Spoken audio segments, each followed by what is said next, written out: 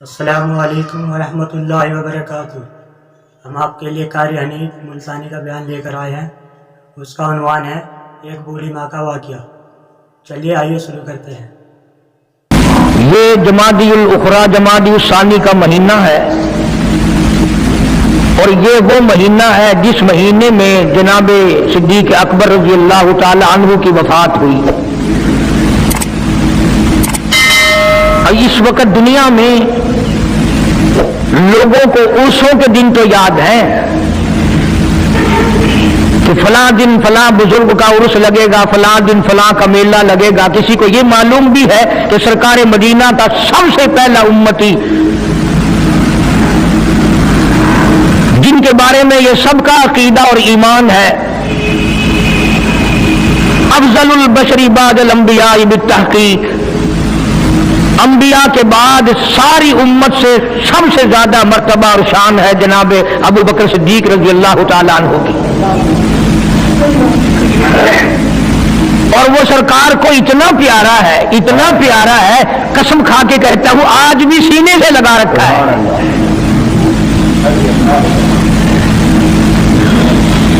مگر ہم میں سے کون یاد رکھے کہ وہ کون سی تاریخ ہے، وہ کون سا مہینہ ہے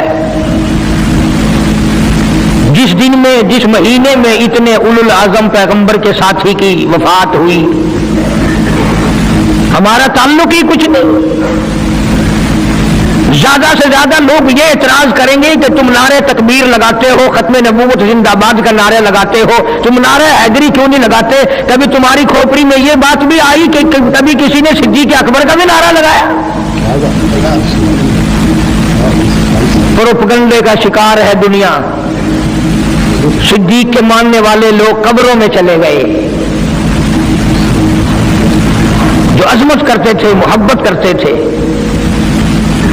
جناب ابو بکر صدیق رضی اللہ تعالیٰ عنہ کے بارے میں سرکار مدینہ صلی اللہ علیہ وسلم نے ارشاد فرمایا، او لوگو، جتنے بھی تم صحابہ کرام کی جماعت ہو، جتنے بھی تم لوگ ہو، سب کے احسانات کا بدلہ میں نے دنیا ہی میں چکا دیا۔ ابو بکر کے احسانات کا بدلہ خدا دے گا۔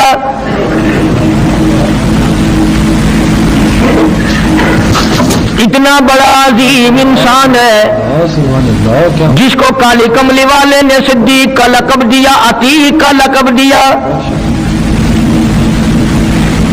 جس نے کلمہ پڑھنے کے بعد نہ کاروبار کیا، نہ تجارت کی، نہ اپنے گھر کے دھندے میں لگا، بس کلمہ پڑھنے کے بعد پھر مکے کی گلی گلی کا چکر ہے، محلے محلے کے اندر چکر لگا رہے ہیں۔ کوئی ایسا نہ ہو میرے آقا کا غلام بن کر دنیاوی تکلیف میں مبتلا نہ ہو، اگر کوئی مل گیا تو میں جان مال سے اس کی امداد کروں گا۔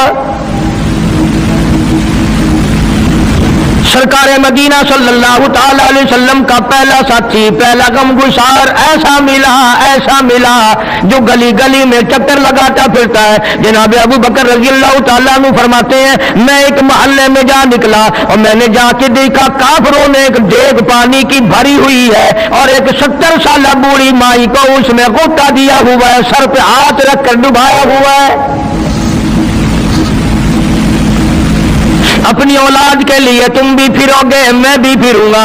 سارا جہان اپنی اولاد کی روٹی کے لیے انتظام کرے گا، کپڑے کا انتظام کرے گا، مکان دکان کا انتظام کرے گا۔ واہ ابو بکر تیرا کیا کہنا، ساری دولت کالی کملی والے کی عظمت پہ لٹا دی۔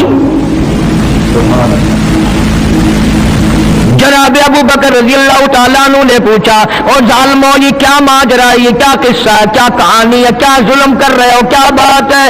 بوڑھی مائی ہے، عمر رسیدہ ہے، تم نے اس کو پانی میں غوطہ کیوں دیا ہوا ہے، اس کو پانی میں کیوں ڈبا رکھا ہے، اس کے سر پر ہاتھ رکھ کر تم نے کیوں باہر منہ نہیں نکالنے دیتے، کبھی یہ سانس لے لے۔ سارے کافر کہنے لگے، ابو بکر یہ اللہ کی توحید کا اعلان کیوں کرتی ہے،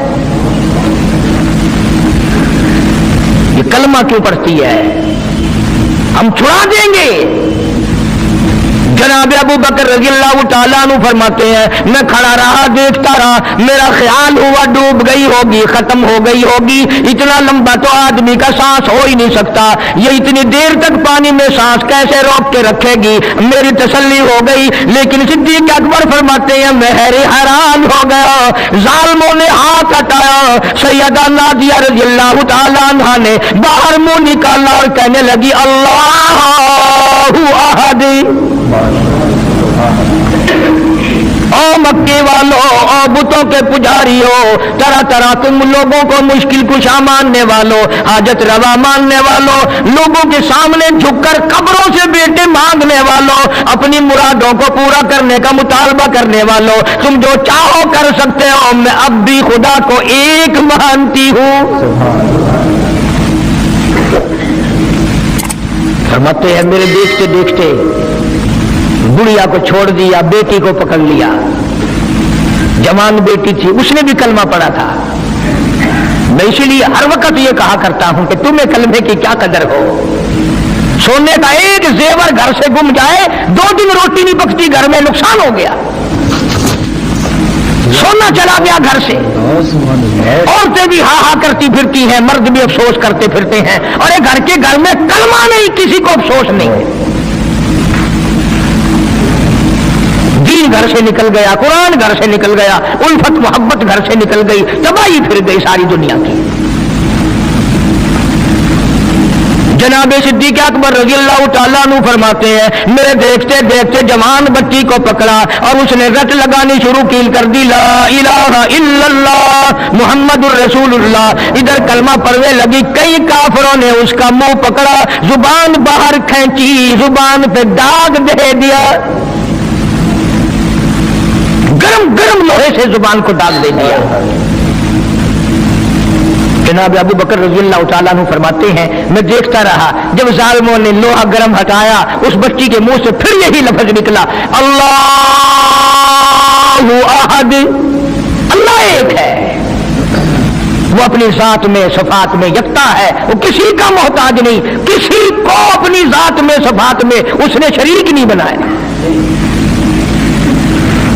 ये जो तुम्हें कहते हैं ना, और जी ये भी तो अल्लाह नहीं बनाए हैं, वो बनाए हैं तो बंदे बनाए हैं ना, खुदा तो नहीं बनाए। कलंदर बनाए, बुजुर्ग बनाए, फकीर बनाए, पीर बनाए, और बनाए तो उसने ही है ना। जब उसी ने बनाए हैं और जब वो चाहता है तो फिर इनको मौत भेज देता है। जिसकी मौत आ जाए वो खुदा नहीं हो सकता, जो बीमार पड़ जाए वो खुदा नहीं हो सकता, जिसको प्यास लगती हो, जिसको भूख लगती हो, जिसको नींद आती हो, जो परेशान हो सकता हो वो खुदा नहीं हो सकता। जिसको सारी करोड़ों अरबों साल से भी जिस रात को कभी नींद नहीं आई, कभी उसको मोहताजी नहीं हुई, कभी भूख नहीं लगी, खुदा वो है। दुनिया पता ही नहीं जा किधर रही है। जनाब सिद्दीक अकबर रज़ी अल्लाह तआला अन्हु फरमाते हैं मैंने जालिमों से कहा, जालिमों ना मारो। काफिर कहने लगे तुझे क्या हमारी दोनों बांदियां हैं, गुलाम है, या कलमा छोड़ देंगी या जान से मर जाएंगी, इतना तक हम नहीं छोड़ेंगे। अबू बकर की इनसे रिश्तेदारी कोई नहीं, अजीजदारी कोई नहीं, कराबतदारी कोई नहीं, सक्के कोई नहीं, बरादरी नहीं। अबू बकर वहीं खड़ा खड़ा ऐलान करता, ओ मक्के वालों मांगो जो मांगते हो, काली कमली वाले की दीवानियों को मैं आजाद करा के छोड़ूंगा। दौलत मेरी हो, अल्लाह की तौहीद के काम आए, पैसा मेरा हो, मैं उस पैसे का करूंगा क्या? मेरे नबी का कलमा पढ़ने वाली मुसीबत में रहे और मैं दौलतमंद मेरा बैठा रहूं। दोनों माँ बेटियों को खरीद कर आजाद कर दिया। और मेरी एक बात लिख के ले जाओ, तुम्हें मौलवी नहीं बताते, क्योंकि उन्हें तो झगड़ों से फुर्सत नहीं। ये जितने भी सहाबा हैं, हजरत बिलाल हो, अबू फकीहा हो रज़ी अल्लाह तआला अन्हुमा, सैयदा नादिया हो, उनकी बेटी हो, और इस किस्म के मजलूम सहाबा जितने भी हैं, सारे के सारे अबू बकर ने खरीद के आजाद किए। तमाम के तमाम जितने भी मजलूम सहाबा हैं, कमजोर सहाबा हैं, गुलाम थे लोगों के, तमाम के तमाम पर दौलत सिद्दीक अकबर की लगी है। اتنا دین کا عظمت والا، اتنی اس اسلام کی شان کا رکھنے والا کہ تن من دھن سارا قربان کر دیا. اور پھر آپ لوگ تو کیونکہ ہم رات دن اسی سلسلے میں رہتے ہیں، ہم بھی تم میں سے ہی ہیں. اور دیکھنا جی یہاں حالات ذرا اچھے نہیں ہیں، ذرا دیکھ کے تقریر کرنا، ذرا یوں کرنا، ماحول ٹھیک نہیں ہے، فلاں ٹھیک نہیں ہے. علماء کرام نے لکھا جناب ابو بکر صدیق رضی اللہ تعالیٰ عنہ اس دن اپنے آقا کے حضور میں آئے، عرض کیا میرے آقا اجازت دو، آج تو بیت اللہ میں توحید کی دعوت دوں گا. کس دن کی بات کر رہا ہوں؟ جس دن اس روئے زمین پہ صرف نبی کا کلمہ پڑھنے والے 14 ہیں، نبی سمیت 14 ہیں. آسمان کے نیچے زمین کے اوپر کلمہ پڑھنے والوں کی تعداد صرف 14، اس میں عورتیں بھی آ گئی، مرد بھی آ گئے، اس میں سیدہ خدیجہ رضی اللہ تعالیٰ عنہ بھی آ گئی، علی مرتضیٰ رضی اللہ تعالیٰ عنہ بھی آ گئے، سارے 14 ہیں. سارا مکہ مشرکوں کا ہے. حضور کریم سب کا جو صلی اللہ علیہ وسلم نے فرمایا ابو بکر تعداد بڑی تھوڑی ہے، غریب لوگ ہیں. اللہ اکبر. صدیق اکبر کو چاہیے تھا ہمارے زمانے کا کوئی ہوتا اچھا جی کم سے کم 1400 14,000 آپ جدو بن جاواں گے نا پھر ویکھاں گے. نہیں صدیق اکبر نے اس وقت عرض کر دیا میرے آقا اگر آپ حق پر ہیں اور ہم سب حق پر ہیں، اللہ کی پوجا کرنے والے ہیں، آپ کی نبوت کو ماننے والے ہیں، پھر ڈر کس بات کا؟ اجازت دو میں بیت اللہ میں آج خدا کا قرآن سناؤں گا. وہ کتنا دلیر ہوگا، وہ کتنا بہادر جوان ہوگا. یوں ہی تو نہیں. علماء کرام نے لکھا کہ پروردگار عالم جل شانہ نے جبریل امین سے پوچھا او جبریل ہر نبی کے پاس کتابیں تو نے پہنچائی، میرے پیغام دنیا میں پہنچائے. آدم علیہ السلام کے پاس تو گیا، نوح علیہ السلام کے پاس آپ گئے، ابراہیم خلیل اللہ کے پاس آپ گئے، اسماعیل ذبیح اللہ کے پاس آپ گئے، موسیٰ کلیم اللہ کے پاس آپ گئے، عیسیٰ روح اللہ کے پاس آپ گئے. ہر نبی کے پاس اے جبریل تم آتے جاتے رہے. آج میں خدا ایک بات پوچھتا ہوں، تیری بھی کوئی حسرت ہے، تیری بھی کوئی تمنا ہے، تیری بھی کوئی آرزو ہے، تیرے دل کی بھی کوئی انگڑائی ہے، تیری بھی کوئی کائنات میں پسند ہے؟ عرض کرتا ہے الہ العالمین کیوں نہیں، میری بھی ایک پسند ہے. پوچھا کیا؟ عرض کرتا ہوں میرے پروردگار جب آپ نے پوچھا تو مجھے بتانا پڑا میرے فرشتے کے دل میں بھی، حالانکہ میں سارے جان کے نوری فرشتوں کا سردار ہوں، تمام فرشتوں کی سرداری کا تاج میرے سر پہ ہے، 600 نورانی پر میرے لگے ہوئے ہیں، مگر پھر بھی میری یہ تمنا رہتی ہے اے کاش میں جبریل نہ ہوتا، میں ابو بکر صدیق ہوتا.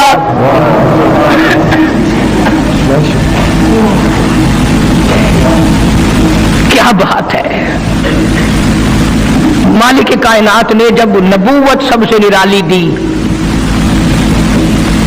قرآن جیسی کتاب آسمان نے نرالی دی، تو یار بھی تو چن چن کے دیے نا. اسی لیے میں کہا کرتا ہوں کہ ہمارے نبی کے یار بھی نرالے، میرے نبی کے رشتہ دار بھی نرالے، میرے نبی کی بات بھی نرالی، میرے نبی کی جماعت بھی نرالی. کون مقابلہ کرے صلی اللہ علیہ وسلم. اجازت مل گئی. توجہ رکھنا، صدیق اکبر رضی اللہ تعالیٰ عنہ نے جب اجازت مانگی تو یہ نہیں کہ اجازت دے دی چلے جاؤ میں دعا کروں گا، یہ بات نہیں. صدیق اکبر کو اجازت دی. جب ابو بکر صدیق رضی اللہ تعالیٰ عنہ اٹھ کے چلے اللہ کی توحید کا اعلان کرنے کے لیے، قرآن سنانے کے لیے، سرکار بھی خود تشریف لے گئے صلی اللہ علیہ وسلم. اندازہ لگاؤ اس جلسے کا کیا شان ہوگا، اس کی کیا عظمت ہوگی کہ تقریر کرنے والا صدیق ہے، صدارت کے امام الانبیاء ہے صلی اللہ علیہ وسلم. یہی لکھا علماء کرام نے قام ابو بکر، کھڑے ہو گئے ابو بکر، وہ جالس نبی کریم صلی اللہ علیہ وسلم کے بارے میں لکھا آپ بیٹھ گئے. اور پھر ابو بکر صدیق رضی اللہ تعالیٰ عنہ نے اللہ کا قرآن سنایا بیت اللہ میں، خانہ کعبہ میں. پھر یہ نہیں کہ کسی نے نعرے لگائے ہوں، مرحبا کہا ہو، پھولوں کے ہار ڈالے ہوں، مٹھائی تقسیم کی ہو، سرکار مدینہ صلی اللہ تعالی علیہ وسلم کے سامنے صدیق اکبر کو لوگوں نے اتنا مارا بے ہوش کر دیا۔ حالانکہ ابو بکر نے قرآن پڑھا، وقال رجل مؤمن من آل فرعون یکتم ایمانہ اتقتلون رجلا، کیا تم اس کو قتل کرنے کا ارادہ رکھتے ہو؟ ان یقول ربی اللہ،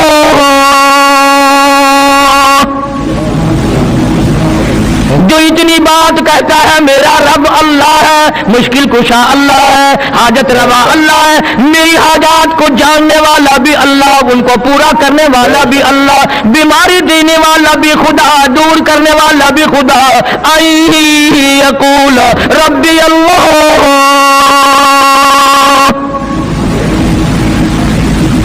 میرا خدا ایک ہے۔ مکے والوں میرے آقا کا قصور بتاؤ، جرم بتاؤ، گناہ بتاؤ، تمہارا کیا نقصان کیا ہے؟ تم کیوں میرے آقا کے دشمن بن گئے ہو؟ صرف ایک موڑ پہ نہیں، ہر موڑ پہ صدیق اکبر رضی اللہ تعالیٰ عنہ نے جان مال کی بازی لگائی۔ جناب عائشہ صدیقہ رضی اللہ تعالیٰ عنہا اور حضور کریم صلی اللہ علیہ وسلم رات کے وقت اپنے آنگن میں کھڑے ہیں، اپنے صحن میں کھڑے ہیں۔ عائشہ صدیقہ تو تمہیں نظر آتی ہے، تم نے عائشہ صدیقہ کا شوہر نہیں دیکھا؟ امام الانبیاء ہے صلی اللہ علیہ وسلم۔ سرکار نے یوں آسمان کی طرف دیکھا، حضرت عائشہ رضی اللہ تعالی عنہا نے عرض کر دیا، میرے آقا کسی کی نیکیاں اتنی بھی ہیں جتنے آسمان پہ ستارے؟ فرمایا ہاں عائشہ، ان سے بھی زیادہ نیکیاں ہیں عمر فاروق کی رضی اللہ تعالی عنہ، ستاروں کی گنتی سے بھی زیادہ نیکیاں ہیں۔ حضرت عائشہ رضی اللہ تعالیٰ نے عرض کر دیا، آقا میرا ابا، سبحان اللہ، کیا بات فرمائی؟ فرمایا میری عائشہ تجھے کیا معلوم ہے، فاروق کی نیکیاں ستاروں سے زیادہ، آسمان کے مزین ستاروں سے زیادہ، فاروق کی نیکیاں سمندر کے قطروں سے زیادہ، عمر فاروق کی نیکیاں درختوں کے پتوں سے زیادہ، عمر فاروق کی نیکیاں زمین کے ذروں سے زیادہ، عمر فاروق کی نیکیاں پہاڑوں کی کنکر سے زیادہ۔ پر عائشہ بات سن لے، تیرے باپ کی 3 راتیں ایک طرف، فاروق کی ساری زندگی ایک طرف۔ تیرے ابا کا مقام تو سب سے نرالا ہے، اس کی ریس کون کرے گا؟ کون ریس کر سکتا ہے جناب ابو بکر صدیق رضی اللہ تعالیٰ عنہ کی؟ مدینہ طیبہ ہے، اللہ سب کو زیارت نصیب فرمائے۔ صدیق اکبر کی خلافت ہے رضی اللہ تعالیٰ عنہ۔ عمر فاروق فرماتے ہیں میرا جی چاہا کہ اب تو خلافت کے بوجھ میں پھنس گیا صدیق، اب تو قوم کا کام اتنا گلے میں پڑ گیا کہ اب کہاں فرصت ملے گی، میں اب نیکیاں زیادہ کماؤں گا۔ مدینے میں ایک بڑھیا بیوہ محتاج، آنکھوں سے محتاج رہتی تھی۔ عمر فاروق رضی اللہ تعالیٰ عنہ فجر کی نماز کے بعد اس کے دروازے پہ گئے، مائی برتن لا، پانی بھر کے لا دوں؟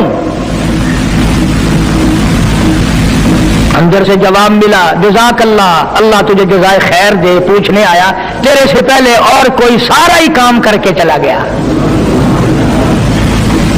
میرا کھانا بھی پکایا، مجھے کھلا بھی گیا، برتن بھی صاف کر گیا، جھاڑو بھی لگا گیا، میرے کپڑے بھی دھو گیا، سب کچھ کر کے چلا گیا۔ آج کون کرے گا؟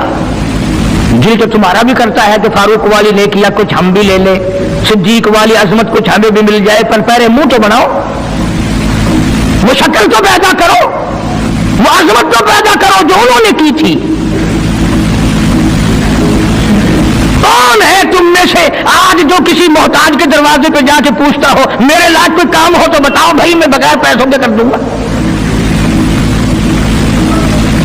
اگر کوئی بیمار بھی پڑ جائے اچانک بیمار ہو جائے تو اس کا ہی کوئی لواحق گھر کا آدمی کوئی دوڑے تو دوڑے، برابر میں سے مجال ہے کوئی اسپتال تک لے جانے میں، ڈاکٹر کو لانے میں، کون امداد کرے؟ اور اس کا نتیجہ سامنے ہے، جب میں کسی کی نہیں کرتا تو میری کون کرے؟ کوئی بھی نہیں۔ آج تو جنازے بھی اس طرح گزرتے ہیں جیسے ہندوؤں کی ارتھیاں نہیں گزرتی تھی، دو دو چار چار آدمی لے کے جاتے تھے۔ کون آئے جنازے پہ؟ تم کسی کے جنازے پہ جاؤ تو تمہارے یہاں کوئی آئے، اور جو بھی آتا ہے وہ اللہ کی رضا کے لیے نہیں۔ بخاری شریف میں روایت ہے، من اتبع الجنازہ ایمانا واحتسابا غفر له ما تقدم من ذنبه او کما قال النبی صلی اللہ تعالی علیہ وسلم۔ ارشاد فرمایا جو آدمی اللہ کی رضا کے لیے کسی کا جنازہ پڑھے، ایمان یقین کے ساتھ جنازہ پڑھے،